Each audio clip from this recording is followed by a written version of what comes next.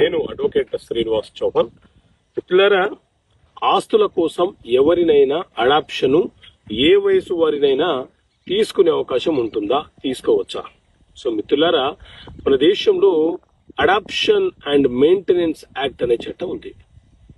Adoption and maintenance act అంటే ఏంటంటే ఎవరిని దత్తత తీసుకోవాలి, ఎప్పుడు దత్తత తీసుకోవాలి, వారి వయసు ఎంత ఉండాలి, దత్తత తీసుకునే వ్యక్తుల యొక్క అంగీకారం ఉండాలా వద్దా, ఇచ్చే వ్యక్తుల అంగీకారం ఉండాలా వద్దా, అలా రకరకాల అంశాలను ఈ చట్టం చెప్తుంది. అయితే కొంతమంది ఏం చేస్తున్నారంటే పిల్లలు లేకపోతే భర్త నుంచి గాని వారసత్వంగా భర్త యొక్క వారసత్వం వచ్చిన ఆస్తిని గాని ఆ మహిళ తనకు సంబంధించిన వ్యక్తులకు సంక్రమింప చేయాలన్న ఉద్దేశంతో 25 సంవత్సరాల వయసు కలిగినటువంటి పిల్లలను కూడా దత్తత తీసుకున్నట్లు చేసి, నేను ఆ అబ్బాయిని ఆ అమ్మాయిని దత్తత తీసుకున్నాను కాబట్టి ఈ ఆస్తి వాళ్ళకే చెందుతుందని చెప్తున్నారు. సో మిత్రులారా, అడాప్షన్ యాక్ట్ ప్రకారంగా 15 సంవత్సరాల లోపు పిల్లలను మాత్రమే అడాప్షన్ తీసుకోవాలి.